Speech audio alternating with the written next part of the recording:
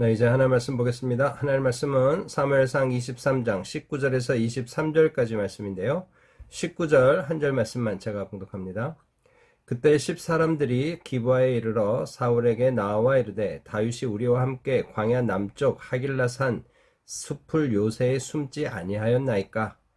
20절입니다. 그리하온즉 왕은 내려오시기를 원하시는 대로 내려오소서.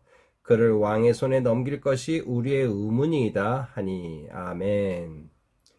우리는 23장의 말씀을 지금 통해서 다윗은 계속 하나님의 음성을 들으며 하나님의 뜻을 찾고 그 뜻대로 움직이고 있습니다. 이 그일라 사람들을 돕자고 했을 때 그것이 하나님의 음성의 결과였죠. 근데 자기가 따르는 사람들이 난색을 표할 때 다윗은 독단적으로 하지 않고 한 번 더 하나님께 여쭙습니다. 그러면서 하나님의 뜻이 확실한 것을 보여주고 자기를 따르는 사람들의 힘을 모았던 좀 탁월한 리더십을 보여줬죠. 그러나 사울은 어떻습니까? 그의 리더십은 또 왕으로서의 그의 지위와 어떤 방향성, 능력은 점점 쇠락해 가는 거죠. 그는 자기의 어떤 그 지위를 지키기 위해서 자기의 권력을 유지하려는 그 목표 하나로 다윗을 죽이려고만 하고 있는 거죠. 그러나 하나님은 이런 다윗을 그냥 놔두지 않으시죠. 고통 속에 있는 그를 돕기 위해서 요나단을 만나게 하는 겁니다. 요나단이 와서 어떻게 하나요? 하나님을 여호와를 힘있게 의지하게 하는 거죠. 여러분, 이게 진짜 좋은 우정이고 이게 진짜 좋은 공동체의 사랑이 아닐까요? 바로 다윗과 요나단의 이런 모습이 좀 우리 교회가 가야 될 아름다운 교제의 모습이 아닐까 싶습니다. 바로 그래서 하나님만 의지하게 하는 그의 모습. 그런데 요나단은 또 어떤가요? 이 주 안에서 부모를 공경하라는 이 주님의 말씀을 온전히 실행하는 참 본보기 같은 인생을 산 거죠. 맹목적으로 아버지에게 복종하는 게 아닙니다. 아버지가 사울이 다윗을 죽이려 하는 잘못된 선택을 할 때 아들인 요나단은 그 아버지를 따르지 않고 하나님의 뜻을 따르는 거죠. 바로 그런 모습이 오늘 우리에게도 필요하다. 오늘 어제 시간을 통해서 이런 말씀을 나눴고요.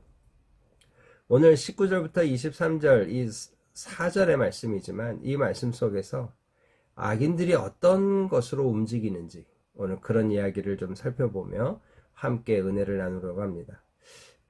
여기서 그때는 언제겠어요?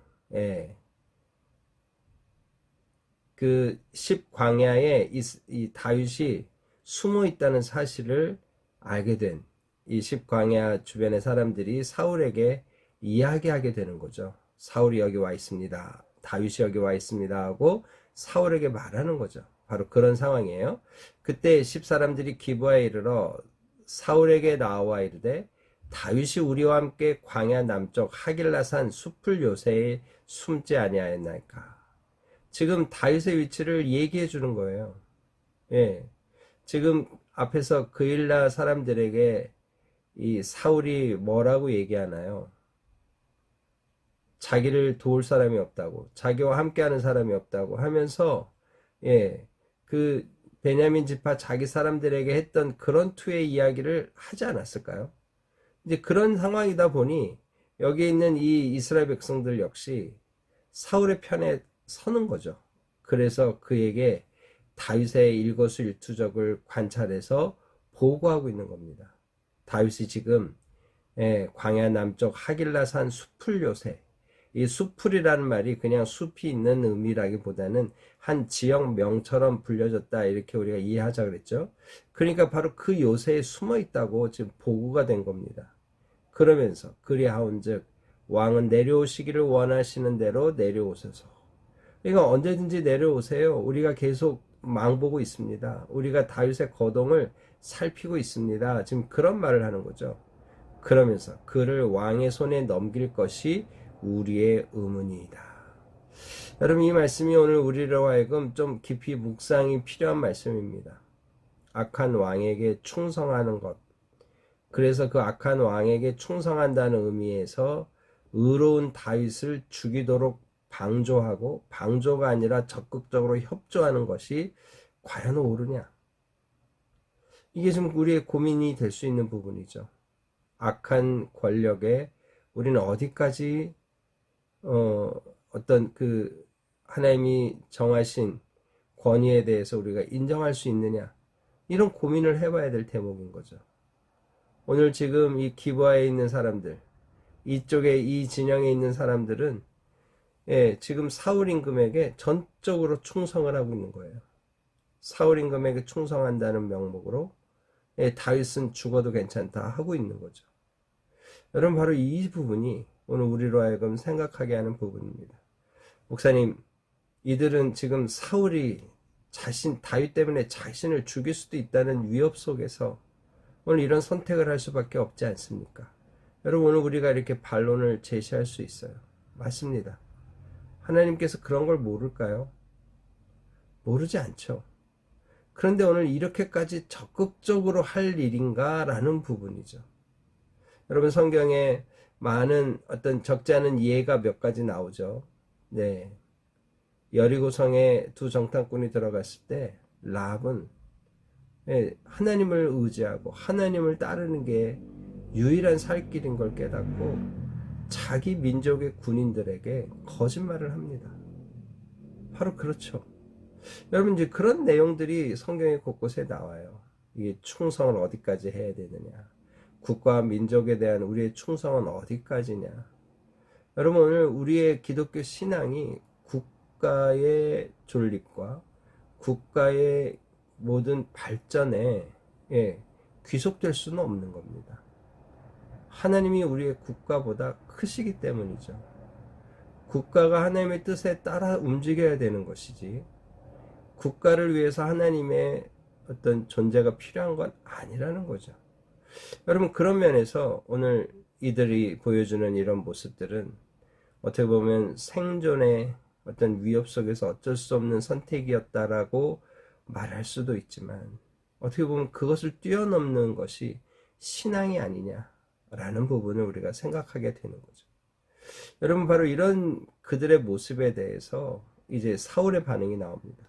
사울이 이르되 너희가 나를 긍휼히 여겼으니 여호와께 복받기를 원하노라. 여러분, 오늘 또 이 말은 또 어떻게 느껴지시나요? 오늘 사울은 지금 악령에 휘둘리는 인생입니다. 하나님께 여쭙고 사는 인생이 아니에요. 바로 그런 상황 속에서 너희가 나를 긍휼히 여겼으니 여호와께 복받기를 원한다. 여러분, 오늘 이런 이야기가 가능할까? 사울의 심령 안에 여호와의 어떤 축복을 비는 이런 기도가 어떤 의미일까를 우리는 생각하게 되는 거죠. 여러분, 이게 진짜 하나님과의 좋은 관계 속에 그가 있기에 그런 벅찬 감격과 또 정말 자기를 위하는 사람들에 대한 그 따뜻함 때문에 자기가 정말 목숨 걸고 따르는 하나님께 이런 축복을 하는 걸까요? 여러분, 그렇게 보이지는 않는 거죠. 여러분, 이 사울이 지금 보여주는 이 말들은 진심 어린 신앙에서 나온 말이라기보다는 그냥 습관적인 무의미한 발언처럼 밖에는 안 들리는 거죠. 너희가 나를 긍휼히 여겼으니 여호와께 복받기를 원하노라. 여호와를 들먹이며 복을 선포하지만 정말 여호와를 의지하고 사는 사람의 모습은 아니기 때문이죠. 여러분, 이게 오늘 또 사울의 입장에서 사울의 삶을 볼 때 우리가 또 고민해야 될 부분이죠. 왜 이렇게 됐을까요? 사울은 지금 계속해서 하나님과의 관계가 멀어지는 상황 속에 하나님을 얘기하지만 그 하나님을 얘기하는 그 이야기 속에 진심이 없는 외식과 위선의 어떤 종교인으로 그는 지금 전락해 가고 있는 거죠.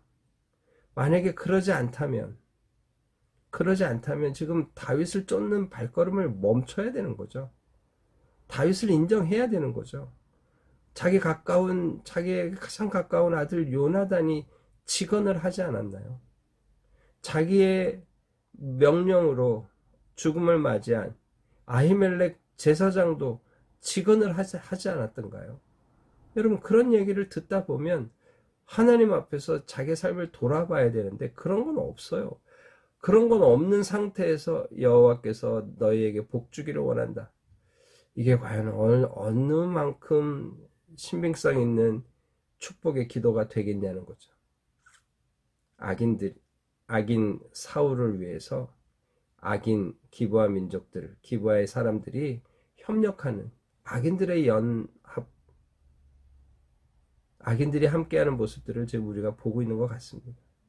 여러분, 그러면서 이렇게까지 얘기합니다. 어떤 사람이 내게 말하기를 그는 심히 지혜롭게 행한다 하나니. 여기서 지금 사울 왕이 하는 말이에요. 어떤 사람이 말하더라는 거예요. 다윗은 심히 지혜롭게 행동한다고 하더라 하면서 하는 말이 뭡니까?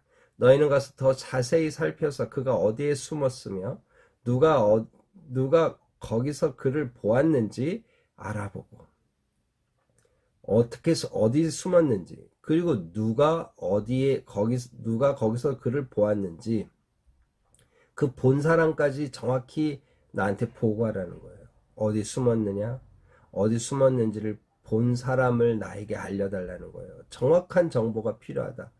오늘 그런 얘기 하는 거죠. 여러분, 지금 다윗을 죽이려는데 혈안이 되어 있는 사울의 모습을 보는 거죠. 그러면서 그가 숨어있는 모든 것을 정탐하고 실상을 내게 보고하라. 모든 것을 정탐하고 모든 실상을 내게 보고하라. 좀 그런 얘기예요.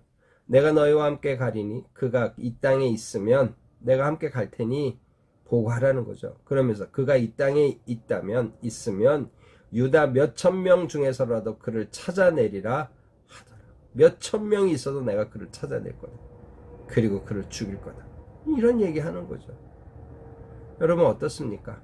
여러분, 지금 사울의 이 악의에 찬, 이 사리에 넘치는 이 다윗을 죽이려고 하는 이 악한 마음들이 여실히 드러나지 않나요? 바로 이런 악인 사울에 대해서 이 기브아 사람들이 협조하고 있는 이 모습, 악인끼리 서로 연합하고 함께 모이는 모습, 오늘 우리가 보게 되는 거죠. 여러분, 오늘 본문이 우리에게 주는 교훈이 무엇인가요? 야망과 욕심이 이끄는 대로 사는 사울이에요. 너희가 나를 긍휼히 여겼으니 여호와께 복받기를 원한다. 어떻게 이런 얘기를 하죠? 야망과 권력이 그의 삶의 모든 것이에요. 하나님은 없어요. 다시 얘기하면 어떤 얘기일까요? 육체의 소욕대로 인생을 사는 겁니다. 성령의 어떤 음성을 듣지 않아요. 하나님의 음성을 추구하지 않아요. 이런 모습이 지금 계속 누적돼서 결국 어떤 상태가 된 건가요? 히브리서 3장 13절의 말씀처럼 완강한 마음이 된 겁니다. 죄의 유혹으로부터 완고하게 된 거예요. 여러분, 이렇게 되지 않도록 어떻게 해야 됩니까? 깨어 피차 오늘이라 일컫는 동안 매일 피차 권면해서 오늘 우리가 죄와 싸울 수 있도록 깨어 있어야 된다는 거예요. 사울은 그게 무너져서 외식과 위선으로 가득한 인생, 권력과 어떤 욕심에 이끌린 인생, 야망으로 똘똘 뭉친 인생이 되고 말았습니다. 여러분, 오늘 우리는 그러지 않아야죠. 육체의 소욕이 아닌 성령을 따라 행함으로 성령의 열매를 맺는, 이미 존재혁명된 자로서 존재혁명된 자의 삶을 살아내는 우리가 되기를 소망합니다. 두 번째, 오늘 생존 욕구를 우선시하는 사람들의 악행이에요. 오늘 이들이 지금 사울 임금에게 뭐라고 얘기합니까? 그를 왕의 손에 넘기는 것이 우리의 의무입니다. 마치 왕에 대한 충성을 이야기하는 듯 하지만 잘못된 거죠. 사울 왕의 아들을 요나단은 바른 선택을 하고 있는 거예요. 오늘 그런 모습이 오늘 우리에게 필요한 거죠. 오늘 우리의 모습은 어떻습니까? 여러분, 생존이라는 것 자체가 정말 우리의 가장 큰 기준이 될 수 있어요. 그러나 그것조차도 하나님의 뜻에 맞는지 그냥 죽으면 돼 라고 여길 수 있는 데까지 우리가 가야 되는데 그게 어려운 거죠. 여러분, 오늘 우리 안에 주님에 대한 사랑이 더 커지기를 원합니다. 주님에 대한 신실한 믿음으로 더 자라기를 원합니다. 그래서 야망과 욕심이 아닌, 또 우리의 원초적인 본능인 생존 욕구에 휘둘리는 인생이 아닌 하나님의 뜻을 밝혀 그 뜻대로 순종하며 나가는 우리 모두가 되기를 주님의 이름으로 축복합니다. 다 같이 기도하겠습니다.